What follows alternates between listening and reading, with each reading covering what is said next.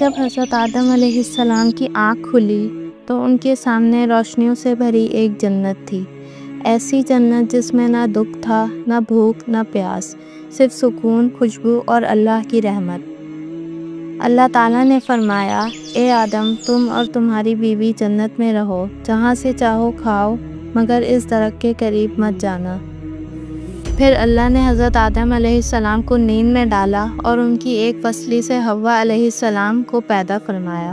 جب آدم علیہ السلام نے انہیں دیکھا تو ان کے دل میں انس اتر گیا، یوں جنت میں انسان کی زندگی کا پہلا لمحہ مکمل ہوا۔ وہ دونوں جنت میں خوشی سے رہنے لگے، نہ بھوک، نہ تھکن، نہ خوف، لیکن کہیں دور ایک اور مخلوق انہیں دیکھ رہی تھی۔ وہ تھا شیطان، جسے غرور نے اندھا کر دیا تھا۔ جب اللہ نے آدم کو سجدہ کرنے کا حکم دیا تو اس نے انکار کیا اور کہا، میں آگ سے بنا ہوں، یہ مٹی سے، میں کیوں جھکوں؟ اللہ نے فرمایا، نکل جا یہاں سے، تو مردود ہے۔ لیکن شیطان نے بدلہ لینے کی ٹھان لی۔ اس نے قسم کھائی، میں انسان کو تیرے راستے سے بہکاؤں گا، دائیں سے بھی، بائیں سے بھی، آگے سے بھی، پیچھے سے بھی۔ ایک دن حوا علیہ السلام درخت کے قریب سے گزر رہی تھیں۔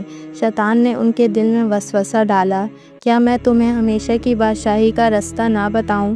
حوا علیہ السلام نے خاموشی سے دیکھا۔ شیطان نے کہا، اللہ نے تمہیں اس درخت سے روکا صرف اس لیے ہے کہ تم ہمیشہ کے لیے فرشتے نہ بن جاؤ۔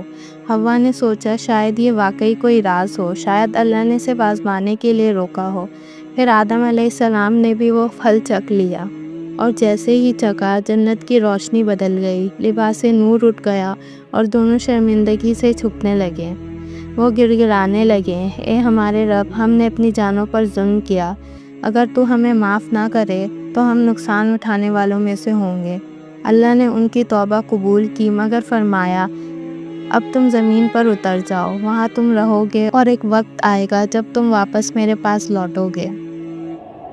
یوں انسان کا سفر شروع ہوا، جنت سے زمین تک، روشنی سے مٹی تک، اور توبہ سے رحمت تک۔ یہ کہانی صرف ماضی کی نہیں بلکہ ہر انسان کے دل کی کہانی ہے، جہاں وسوسے آتے ہیں، مگر جو توبہ کر لیتا ہے اللہ اسے معاف کر دیتا ہے۔